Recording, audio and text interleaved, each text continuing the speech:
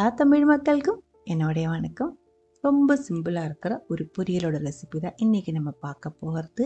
கேரளா ஸ்பெஷலாக இருக்கிற அச்சிங்கா பயர் மெழுக்கு வரட்டி எப்படி பண்ணலான்னு பார்த்துட்டு வரலாம். இந்த ஒரு பயருக்கு தான் இங்கே அச்சிங்கா பயர் அப்படின்னு சொல்கிறது. நீளமாக இருக்கிற சாஃப்டாக இருக்கிற பயர்.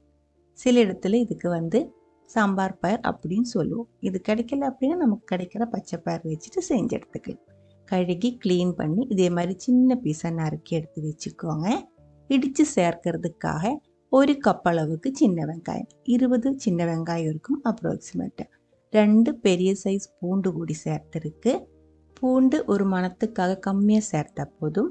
காரத்துக்காக 8 மிளகாய் எடுத்துருக்கு. எல்லாமே இதே மாதிரி இடிச்சு எடுத்துக்கோங்க, அரையக்கூடாது, க்ரஷ் பண்ணி எடுத்தால் போதும். இது கூடவே கொஞ்சம் ஃப்ரெஷ்ஷாக இருக்கிற மணமாக இருக்கிற கருவேப்பிலை கூட எடுத்து வச்சுருக்கு. ஒரு கடாய்க்குள்ளே 2 to 3 டேபிள் ஸ்பூன் அளவுக்கு தேங்காய் எண்ணெய் ஊற்றிருக்கு. தேங்காய் எண்ணெயில் தான் அச்சிங்கா மெழுக்கு வரட்டி செஞ்சால் டேஸ்ட்டாக இருக்கிறது.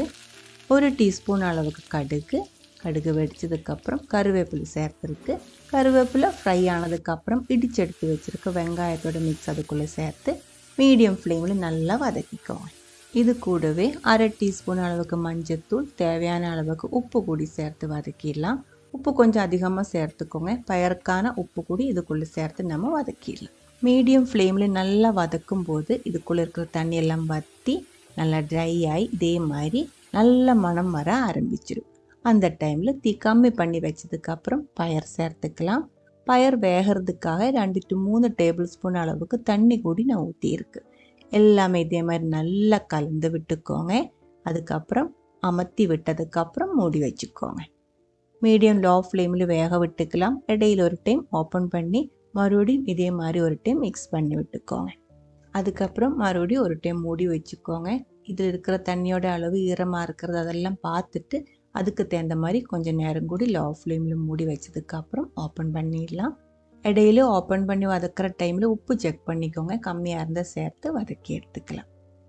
போதும், நம்மளுடைய கேரளா ஸ்பெஷலாக இருக்கிற அச்சிங்கா மெழுக்கு வரட்டி ரெடியாக இருக்குது. அச்சிங்கா பொரியல் அப்படின்னு சொல்லுவோம். இது சாதம் கூடியும் கஞ்சி கூடியும் எல்லாம் பர்ஃபெக்டாக மேட்ச் ஆகிற ஒரு சைட் டிஷ்ஷாக இருக்குது. காரமாக இருக்குது, டேஸ்டியாக இருக்குது, நல்ல மணமாக இருக்குது. பிடிச்சிருந்தா கண்டிப்பாக ட்ரை பண்ணி பாருங்கள். அதுக்கப்புறம் உங்களோட கமெண்ட்ஸ் எல்லாம் சொல்லிடுங்க. இந்த சமையல் பிடிக்கிற ஃப்ரெண்ட்ஸுக்கு மறக்காமல் ஷேர் பண்ணி விட்டுக்கோங்க.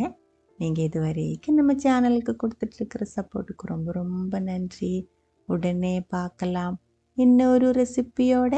அது வரைக்கும் வணக்கம்.